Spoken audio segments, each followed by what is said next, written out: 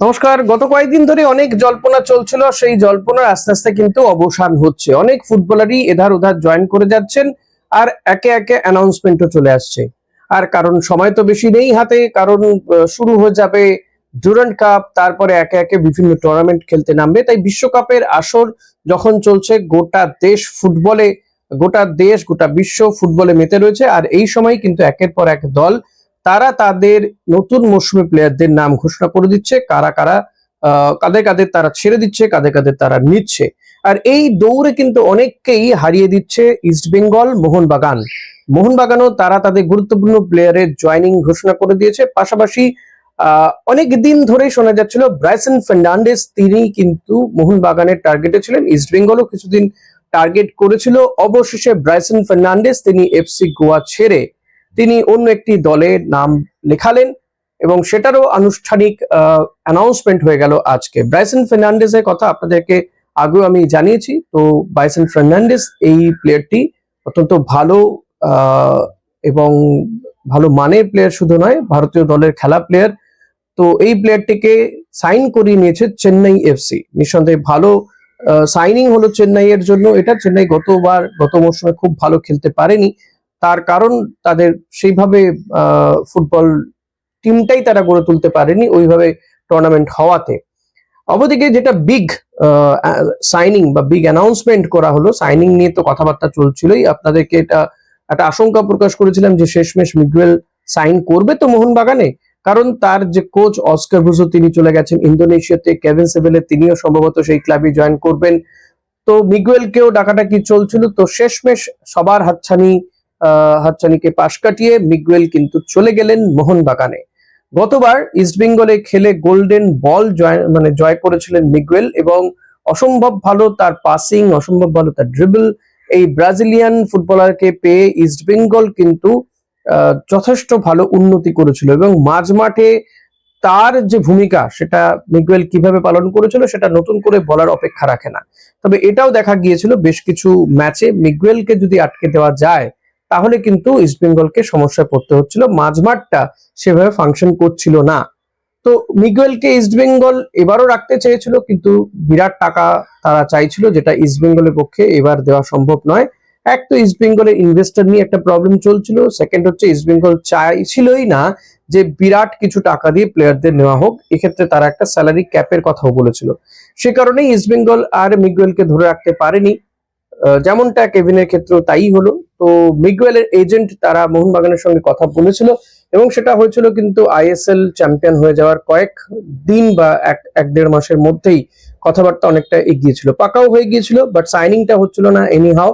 তো অবশেষে sign complete হয়েছে। মিগুয়েল ফিগুয়েরো তিনি কিন্তু মোহনবাগানে সাইন করেছেন 2 বছরের চুক্তিতে। মোহনবাগানে খেলবেন মাঝমাঠের এই মায়াস্ত্র। তো আগামী একটা দুটো মরশুম কিন্তু, মানে 2 মরশুম কিন্তু মিগুয়েল মাঝমাঠে খেলবে। এই গতকালই মোহনবাগান তারা জানিয়ে দিয়েছে যে দিমি পেত্রাতোসকে তারা রিলিজ করে দিয়েছে, ছেড়ে দিয়েছে। রীতিমতো তারা সুন্দর ভিডিও বানিয়েছে, আমি দেখলাম। এখন সেটা ফ্যানমেড কিনা আমি জানি না, কার্টুন ভিডিও করেছে, বেশ অ্যানিমেটেড ভিডিওটা ভালো লাগছিল দেখতে। আর আজকে তারা মিগুয়েলকে জয়নিং এর বিষয়টিও তারা আনুষ্ঠানিকভাবে জানিয়ে দিল। রেকর্ড অর্থে মিগুয়েল ফিগুয়েরো তিনি জয়েন করেছেন।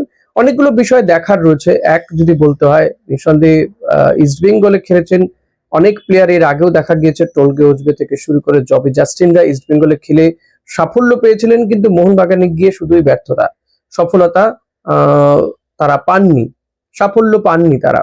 সেটা একটা ফ্যাক্টর, কতটা করবে সেটা একটা বড় বিষয়। প্লাস হচ্ছে আরো যেটা বিষয়, মিগুয়েল সাধারণত ভালো খেলেছে বা খেলে অভ্যস্ত অস্কার ব্রুজোর কোচিং এ, সেটা বসুন্ধরা কিংসে হোক কিংবা ইস্ট বেঙ্গলে হোক। তো অস্কারকে নিঃসন্দেহে মিগুয়েল মিস করবেন। তো তার না থাকাটা এক্ষেত্রে কতটা ভূমিকা নেয়, এবং অস্কারের কোচিং ছেড়ে মিগুয়েল অন্য কোনো কোচের আন্ডারে খেলবে, পানাজিওটিসের কোচিং এ তিনি খেলবেন, সেটা কতটা তিনি কার্যকরী ভূমিকা নিতে পারবেন, বা কোচ দিলাম প্যারিস তাকে বা কতটা কাজে লাগাতে পারবে, এই সমস্ত বিষয় কিন্তু অত্যন্ত অত্যন্ত গুরুত্বপূর্ণ। এবং একটা নতুন দলে গিয়ে মানিয়ে নেওয়ার সেটা তো চারটিখানি ব্যাপার নয়। মিগুয়েল কিন্তু যথেষ্টই ভালোবেসে ফেলেছিল ইস্ট বেঙ্গলকে, যে কারণে তার গোল্ডেন বলটা আজও ইস্টবেঙ্গল তাঁবুতেই জল করছে। এখন সেই লেভেলে পারফরমেন্স কি মিগুয়েল করতে পারবেন? বয়সটা হয়তো কম, এটা ঠিকই, কিন্তু অস্কারের ছায়া থেকে বেরিয়ে এসে মিগুয়েল কি সেই লেভেলে পারফরমেন্স করতে পারবে? এটা কিন্তু মিগুয়েলের নিজের সঙ্গে নিজেরও যুদ্ধ বটে, কারণ অস্কারের ছায়া থেকে তাকে বেরোতে হবে, বেরিয়ে যদি নতুন কোনো কোচের আন্ডারে তিনি সাফল্য পান, সেটা তার জন্য অনেক বেটার হবে। এখন রবসন রবিনোর বিষয়টা কিন্তু এখনো মোহনবাগান খোলসা করেনি, তাই আগামী দিনে মোহনবাগানে রবসন মিগুয়েল জুটি কি দেখতে পারবো, যেটা বাংলাদেশে দেখা গিয়েছিল, নাকি রবসনকে ছেড়ে দেবে মোহনবাগান? যেটা শোনা যাচ্ছে যে মোহনবাগান রবসনকে খুব সম্ভবত ছেড়ে দেবে, কারণ ওই একই পজিশনের প্লেয়ার তারা নিয়েছে আরো একজনকে। তো সেই কারণে রবসন রবিনোকে ছেড়ে দেওয়ার হাই চান্স, তাই হয়তো মিগুয়েল রবসন জুটি দেখা যাবে না। সেক্ষেত্রে আগামী দিনে আরো যেটা প্রশ্ন উঠছে যে ভারতীয় মিডফিল্ডারদের কি হবে, কারণ আমরা জানি যে সেখানে আপুইয়ার মতন একজন মিডফিল্ডার রয়েছে, আপুইয়া যে কোনো বিদেশির সমান ফুটবলার মিডফিল্ডে। প্লাস হচ্ছে সাহাল আব্দুল সামাদ রয়েছে, সাহালকে নেওয়ার ক্ষেত্রে ইস্টবেঙ্গল অনেক দূর কথাবার্তা বলেছে। এখন জানি না সেটা তিনি কি করবেন বা ইস্টবেঙ্গল কি করবে তাকে শেষমেশ, যদি তার স্যালারি কিছুটা কমিয়ে হলেও বা এক্ষেত্রে তাকে গেম টাইম বেশি দেওয়া হবে এটা বলেও তাকে আনতে পারবে কিনা। আর জেলকোভিচকেও কিন্তু মোহনবাগান জয়েন করিয়েছে, তো জেলকোভিচ মাঝমাঠেরই প্লেয়ার, পাশাপাশি হচ্ছে মিগুয়েল ফিগুয়েরো মাঝমাঠের প্লেয়ার। তো দুজন বিদেশি, দুজন দেশীয় মাঝমাঠের ফুটবলার রয়েছে অলরেডি মোহনবাগানে। এই মিডফিল্ডাররা ঠিক কি করবে? আপুইয়া, সাহাল আব্দুল সামাদরা আদৌ কি গেম টাইম পাবে, সেটা কিন্তু বড় প্রশ্ন তুলে দিচ্ছে। এখানে কিন্তু কোচ দিলাম পেরিসের কাছে একটা বড় চ্যালেঞ্জ, যে তিনি কিভাবে টিমটাকে সাজাবেন, কারণ তারকা সমৃদ্ধ টিম বরাবরই থাকে মোহনবাগানে, কোচদের কাজটা কঠিন হয়ে যায় সেই কারণে এতগুলো প্লেয়ারকে সামলানো। সেই জায়গায় দাঁড়িয়ে হ্যাঁ, হয়তো ঠিক যে এবার আর বিশ্বকাপ আর অতগুলো নেই, বিশ্বকাপের সংখ্যাটা কমেছে জেমি ম্যাকলারেন ছাড়া, কারণ ইতিমধ্যেই মোহনবাগান দিমি পেত্রাতসকে ছেড়ে দিয়েছে, কামিংসকে ছেড়ে দিয়েছে। স্ট্রাইকার এখনো পর্যন্ত জেমি ম্যাকলারেন ছাড়া আর কাউকে নেয়নি তারা। সেই জায়গায় মিগুয়েলকে তারা খেলিয়ে মাঝমাঠে নিয়েছে, এতদিন মাঝমাঠে বিদেশির একটা অভাব তারা বোধ করেছে, তো এখন দুজন মাঝমাঠের বিদেশি হয়ে গিয়েছে, সেটা কিভাবে অ্যাকোমোডেট করা যায় প্লেয়ার গুলোকে, সেটাও কিন্তু বড় চ্যালেঞ্জ আমি বলবো মোহনবাগান কোচের কাছে। আরও দুটো ছোট ছোট আপডেট আপনাদেরকে দিয়ে রাখবো।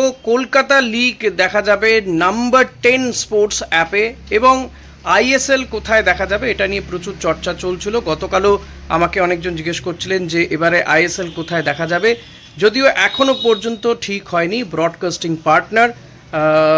তবে যেটা মনে করা হচ্ছে যে যেখানে এবার আমরা বিশ্বকাপ দেখতে পাচ্ছি সেই জি5 জি কিন্তু এবারে আইএসএল নিতে পারে, তারা আশা প্রকাশ করেছে। জি শুধু এবারের বিশ্বকাপ দেখাবে না, আরও বেশ কয়েকটা বিশ্বকাপ দেখাবে, আরও বেশ কিছু খেলাও তারা দেখাবে, এবং তারা এবারে ইন্ডিয়ান সুপার লিগও দেখাতে চাইছে। এশিয়ার মধ্যে কিন্তু 3 নম্বর স্থানে রয়েছে এই ইন্ডিয়ান সুপার লিগ দেখার ক্ষেত্রে ভিউয়ারশিপে। তো সেই কারণে জি5 তারা কিন্তু এবারে এই জি নেটওয়ার্ক তারা এই আইএসএল দেখানোর ক্ষেত্রে আগ্রহ প্রকাশ করেছে বলে জানা যাচ্ছে, যদিও এখনো ফাইনাল কিছু হয়নি।